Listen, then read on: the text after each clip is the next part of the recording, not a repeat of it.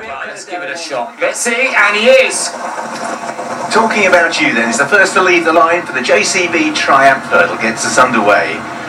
Wellchild Cheltenham Gold Cup day. Calixios in second place, short run to the first, and so far just a steady gallop. The leader, Zana here, just trying to decide where to challenge. In third place, slightly held in by Adagio and Auton Couleur as they move to the second last. Talking about you, was a little bit wobbly on the approach to it, and that allows Calixios to be the first to commit. So Calixios leads on the home turn. Adagio, Zana here, just trying to force a passage on the inside of Auton Couleur. A Tritonic with a little bit of work to do as the leaders make their journey then uphill towards the final flight of hurdles. It is Calixios, red, white and blue for Rachel Blackmore, Adagio for Tom Scudamore, Auton Couleur, Zana here with a little bit to do is in fourth place, Tritonic likewise as they head down towards the last in the Triumph. It is Calixios with Adagio and Auton Couleur as they've got 50 yards to go before they leave the ground for the final time. Calixios is over the last, still being pressed by Adagio and Auton Couleur as they've got 150 yards to run. It is Calixios who is 2 lengths clear. Adagio, Auton Couleur and Zana here. History repeated. Rachel Blackmore, Henry de Brom hit again. Calixios provides her with her 6th winner of the week and surely now leading rider. Adagio and Auton Couleur tied for second. Zana here back in 4th place ahead of in 5th. Behind those Tritonic and Tax for Max. Calixios well backed continues the bandwagon that carries Rachel Blackmore to 6 and Henry de Bromhead to 5. Adagio's just held on for second, I think ahead of Auton Couleur. It's pretty close between those two. And Zana here in 4th place. Adagio, Auton Couleur, just Adagio. Tritonic couldn't use that turn of foot, never actually really landed a blow at the leaders and has come home in 5th place. Calixios, the fairy tale week just continues. She intermittently applied a little bit of pressure, had the race run to suit her, didn't have to rely on anyone else, and had a very willing partner. Calixios is the winner of the JCB Triumph. Contractors County Handicap Hurdle, 2 miles and a furlong. A largish field just working their way towards the starter, who's fixing the beady stare, and they obey, and away we head. So Mingli Khan and Petit Mouchoir, there's the little regulars amongst the first to show. Short run to the first, You Raise Me Up is handy as well with Gowell Road, as they take flight to number 1, all popping over it, ridden away from it. The back was Getaway Gorgeous. In the McCoy Contractors County Handicap Hurdle, Mingli Khan out in the lead, Petit Mouchoir is into second, third time Lucky's made smooth ground. 4th place for 50 Ball, behind the Ciel de Neige. You Raise Me Up is on the inside with Milkwood. Eclair de Beau first travelling into it well. Just behind these Cade Boy. Gowell Road's lost a place or two. Champagne Gold and Ganapathy have both improved in the back of the field.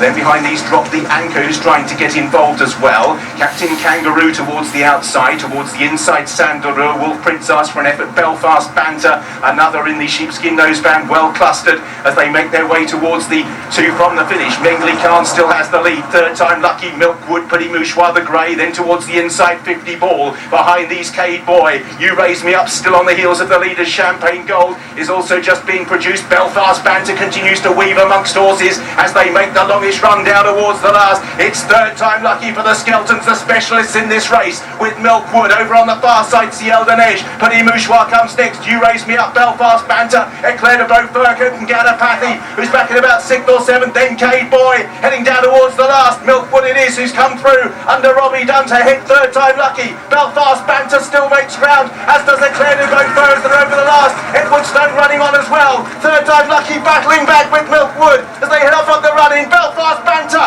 and then Petit Mouchoir rallying to the cause, but it's Belfast Banter who's out in front and will win the county. Belfast Banter beat Petit Mouchoir. Milkwood, Eclair de Beau Fur, Edwardstone then from the back of the field Drop the Anchor. Just behind them Anna Bonina stayed on. Third time Lucky didn't make it up the hill, and then behind these Ciel de Neige ahead of You Raised Me Up. Champagne Gold's finished in the ruck in company with Sandaroo and 50 Ball. Belfast Banter, the noseband weaved his way through the field, challenged over on the far side, and has won for Kevin Sexton. What a run by Petit Mouchoir under 11-12. Milkwood hangs on for third. Eclair de Beau Fur's 4th. Extra places if you've got him. Edwardstone third time Lucky ahead of Drop the Anchor and Anna Bonina. Helter Skelter at the county, but Belfast Banter came from the back of the field, weaved through, and is another for the Irish. Beat Flooring Porter at Gorn Park. That's good form, as we know. All yours, Richard. Thanks, Ed. Yeah, the Albert Bartlett Novices Hurdle registers the Spa over 3 miles. They leave the starting area. 2 greys are quickly into stride, and Golo in the pink jacket and Vanilla in the red and yellow are amongst the first to show, in company with Fakira, who's towards the inside with Tory Graph. 3 under through 5 in the noseband, and Adrimel in the noseband closer to us in the yellow sleeves as Vanilla takes the first. Statler was beginning to improve towards the outside of the field, just trying to keep the revs up as the horse keeps hitting flat spots. And then behind these, trying to creep into the races, Alain Philippe and also Champagne Super over. Very confident ride. Whiteface still no closer than 11th or 12th, but still travelling better than a few around. So Vanilla regains the lead as they approach the second last. Adrimel on the inside, and Golo, Fakira and Statler. They are the front wave of 5 from Oscar Elite in 6th. Then Streets of Doyen, who comes next. Barbados Bucks grinding on into about 8th or 9th. 3 under through 5. Then Alain Philippe under pressure. Likewise, Tory Graph and Champagne Super over. It's Vanilla, the little grey, who's gone a length clear. Statler comes back out of the pack. Oscar Elite in the orange colours, then to the right, Adrimel, Streets of Doyen comes next, and then Fakira as they head down towards the last. Vanilla being pursued by a whole wave. Statler, Oscar Elite, still Champagne Super over, stays on late. 3 under through 5 staying on. Also Alain Philippe from a long way back, but still Vanilla has the lead, and it's a good 3 lengths at the last. Vanilla is over from Oscar Elite. Statler's landed rather on all fours. Behind these, Champagne Super over. It is Vanilla who's 3 or 4 lengths clear and is coming right away now. Oscar Elite in 2nd from Streets of Doyen. Another for Gavin Cromwell. Another chance ride. This time Mark Walsh the beneficiary. Won the Albert Bartlett on Vanilla by a wide margin. 2nd for Oscar Elite, Streets of Doyen, then Statler. Alain Philippe was next across the line. 3 under through 5. Champagne Super over, and behind those was Tory Graph.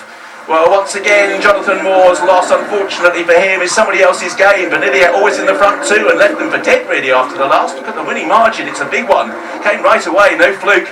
Oscar Elite in 2nd place, really good run for Colin Tizard. Streets of Doyen for 3rd. Statler, who made a couple of crucial errors, probably better over a fence next year, is in 4th. Alain Philippe stayed on, then the McNeil pair.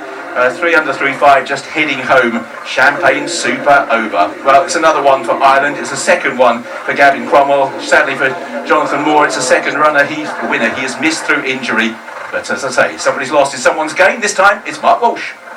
Yeah. River goes forward. Frodon goes forward. Any others?